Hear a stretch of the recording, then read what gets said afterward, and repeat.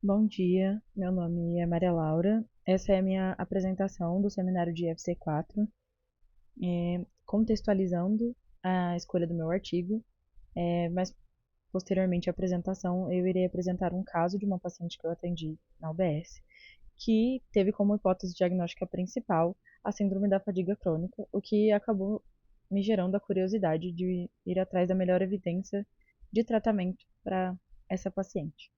Então, o artigo escolhido é um artigo da base Cochrane, um artigo publicado em 2019, no qual ele comparou a terapia de exercícios físicos para síndrome da fadiga crônica com outras terapias que são tidas como convencionais. Então, o que seria essa síndrome da fadiga crônica?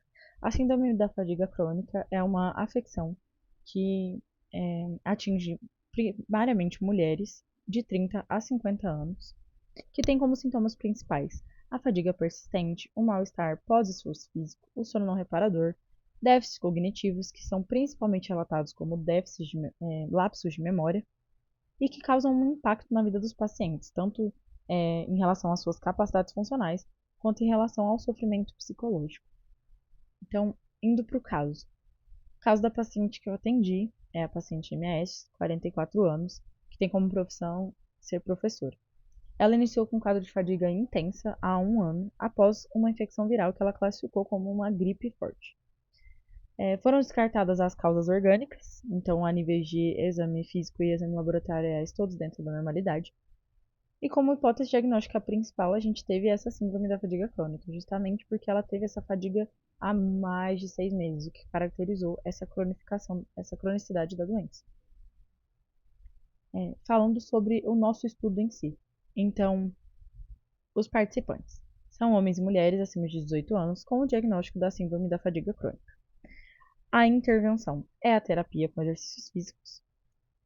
A comparação, então, com os tratamentos usuais de relaxamento, o adaptive pacing, que é essa administração dos níveis de energia e exaustão, e a terapia cognitivo-comportamental. O outcome, que é o desfecho. Então, a redução da fadiga, melhora da função física, qualidade de sono, dor e uso de recursos de saúde. Foi isso que o nosso estudo avaliou. Então, falando mais um pouco sobre o nosso estudo. Como objetivo é justamente avaliar esse efeito da terapia do exercício físico comparada com essas outras intervenções tradicionais que eu disse anteriormente na comparação. A metodologia. Então, o nosso estudo é uma revisão sistemática com uma meta-análise que incluiu 1.518 participantes em 11 estudos que foram incluídos. A avaliação de certeza de evidência foi dada pelo método GRADE. Essa fonte de dados foram derivadas de ensaios clínicos randomizados, aonde foram diagnosticados pacientes com síndrome da fadiga crônica segundo os critérios do CDC de 1994 ou os critérios de Oxford, mas também foram incluídos artigos em que os pacientes foram diagnosticados com ambas as escalas. A análise dos dados foi dada pela diferença de média padronizada, diferença de média e de risco relativo. Avaliação dos vieses. Então, a gente tem um baixo risco de viés no quesito de randomização e sigilo na alocação dos pacientes, alto risco de viés no cegamento dos participantes profissionais, uma vez que é muito difícil realizar esse cegamento, sendo a intervenção exercícios físicos, e tem risco de viés no relato. Analisando o force plot. Né? O force plot é o gráfico que vai ser utilizado como avaliação desse nosso estudo. Então, utilizando aqui um exemplo do que seria esse force plot, então a gente vai ter os quadradinhos que vão ser determinados representando os resultados individuais de cada estudo que foi incluído. O tamanho dos quadrados vai indicar o peso desse estudo dentro da meta-análise. As linhas horizontais são os nossos intervalos de confiança. Os diamantes vão representar o resultado combinado do estudo, no caso, esse resultado final da nossa revisão sistemática. E a linha vertical, nesse caso aqui, determinando se ela vai estar em zero, significa nenhum efeito. Quando os valores estão à esquerda, eles favorecem o grupo da intervenção. Quando os valores estão à direita, eles favorecem o grupo controle ou outro tratamento. As nossas linhas horizontais, que são os intervalos de confiança, né? Se elas cruzam a linha vertical no zero, o resultado não é estatisticamente significativo. Se cruzam a linha vertical, se não cruzam a linha vertical, tem efeito significativo. Então, indo para os resultados do nosso estudo. Exercício físico versus a terapia usual de relaxamento. Então, a gente teve uma redução da fadiga no curto prazo, uma melhora moderada no condicionamento físico, uma melhora leve no sono e a gente teve efeitos incertos sobre dor, a qualidade de vida e a depressão. Falando sobre exercício físico e terapia cognitivo-comportamental, comparando aí esses dois polos. Então a gente teve pouca ou nenhuma diferença em quesito de condicionamento físico, sono e depressão. A gente teve efeitos incertos sobre a qualidade de vida e de dor. E a fadiga, a gente teve pouca diferença entre os tratamentos.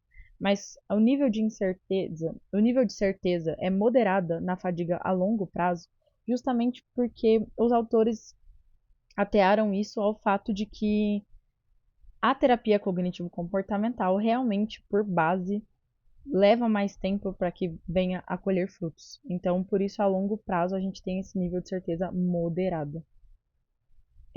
O exercício físico versus a terapia de autogestão de ritmo, que seria aquela adaptive pacing. Então, a gente teve melhoras leves em condicionamento físico, sono e depressão.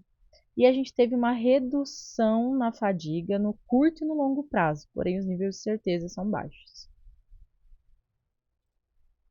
Então, como considerações finais da nossa revisão sistemática, a terapia com exercícios físicos provavelmente reduz a fadiga em adultos com síndrome da fadiga crônica quando comparada aos cuidados habituais.